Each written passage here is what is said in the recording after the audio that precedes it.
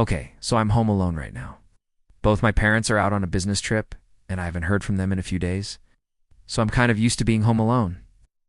Anyways, I was just chilling in my room listening to some music, when suddenly I started hearing these random creaking noises. At first I thought it was just an old house thing, because like any other old house, our house makes random creaking noises all the time. But then the noises started getting louder and more frequent, and I started freaking out. I stopped listening to my music and started straining my ears to listen to what was going on.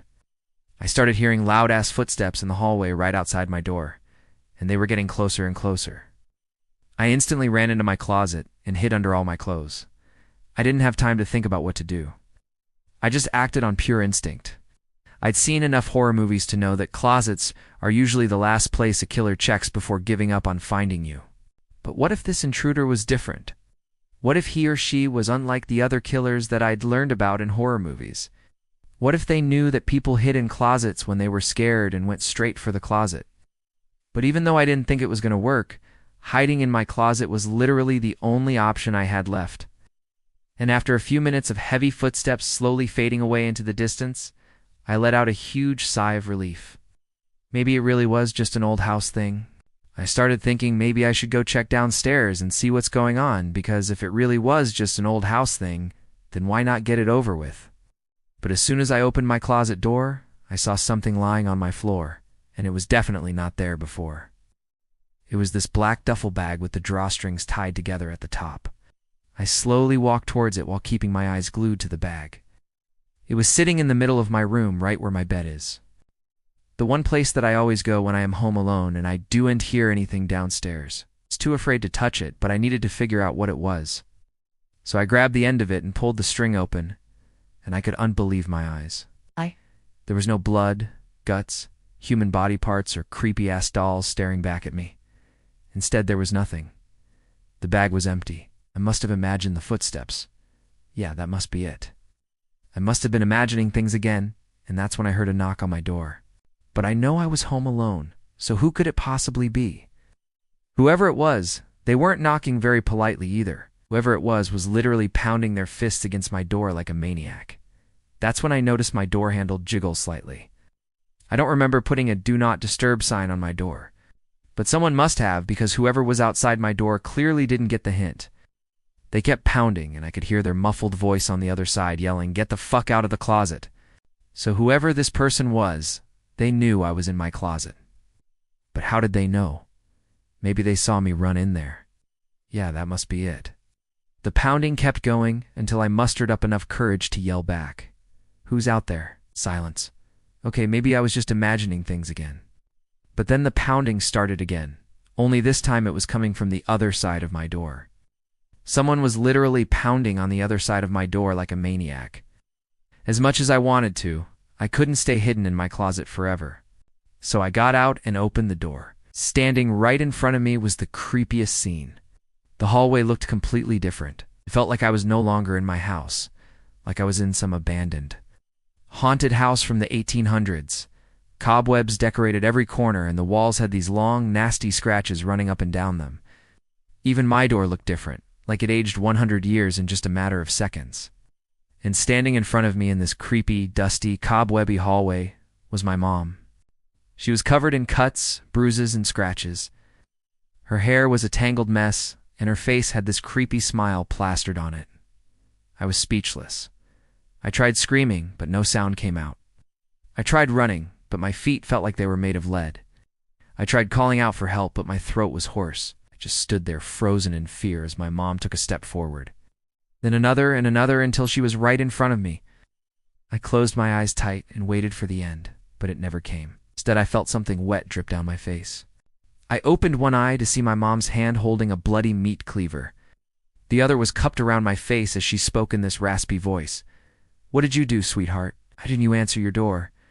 I couldn't speak. I couldn't move. All I could do was stare into my mom's eyes as she brought the meat cleaver closer to my face. "Why did you hide from me, baby?" she asked.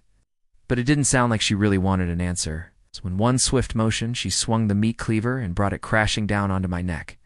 I woke up in a cold sweat in my bed. The sun was shining through my window, and everything seemed normal. Was it just a dream? I turned to my side to look at my phone, but it wasn't there. Usually when I'm home alone, I keep my phone under my pillow for comfort. But I looked around, and it was nowhere to be found. I sat up in bed, and that's when I remembered. My parents aren't just out on a business trip. They never come back. They died in a car crash 2 weeks ago. Wait, what am I saying? This isn't my room? This isn't even my house. Where am I? I was in a hospital bed in the pediatric ward. I looked around and realized I was surrounded by other kids hooked up to IV drips and machines. I looked down at my arm and saw this 4-line hooked up to a bag of fluids dripping into my veins. A nurse walked past me and I quickly called out to her, "Excuse me? Where am I?" She paused and stared at me for a moment before sighing and explaining, "You're in the hospital. You've been here since you were brought in 2 weeks ago." She paused again, probably waiting for me to catch on. "God, 2 weeks ago," I repeated. "How old?" The nurse frowned, confused. "How old? What?" I hesitated, unsure how to ask this next question. "How old am I?" I finally asked. "You're 17, she replied before walking away. "Wait, I'm 17, but I'm 12. I feel like I'm 12. But then why am I in a hospital bed hooked up to an IV drip? And what about the meat cleaver? And my mom? And the hallway? And the duffel bag? Was any of it real, or was I crazy?" The nurse came back and sat down next to me. "Hey, you okay?" she asked. Yeah, I'm fine," I lied. "I just, don't remember much about what happened," I continued. "I remember being home alone, and then I don't remember anything after that," I said. The nurse nodded understandingly and smiled. "Well, it's a good thing you're awake now. The doctor wants to see you in his office. Do you think you can walk?" I nodded, and she helped me out of the bed. As we walked out of the pediatric ward and into the hallway, the nurse explained, "So the doctor thinks that you might have hit your head pretty hard and developed amnesia. Amnesia, however, isn't really in our hands. Doctors can try and treat it, but ultimately you have to want to recover from it yourself." I nodded, pretending to understand what she was saying. I didn't really care about any of that right now. All I cared about was going home. When we arrived at the doctor's office, he gave me a friendly smile and sat me down. "Ah, finally, you're awake," he said. I was starting to worry, pulled out a clipboard and started flipping through the pages, muttering to himself. Right here, trauma-related amnesia, possible psychosis, needs family intervention." I stood up abruptly. "Can I go home now?" I asked. "Oh, no, the doctor said with a shake of his head. "You can't go home yet. Your parents will be here soon to pick you up." I stared at him in disbelief. "My parents are dead," I whispered. The doctor froze and his eyes widened. "Oh," he whispered back before continuing in a louder voice.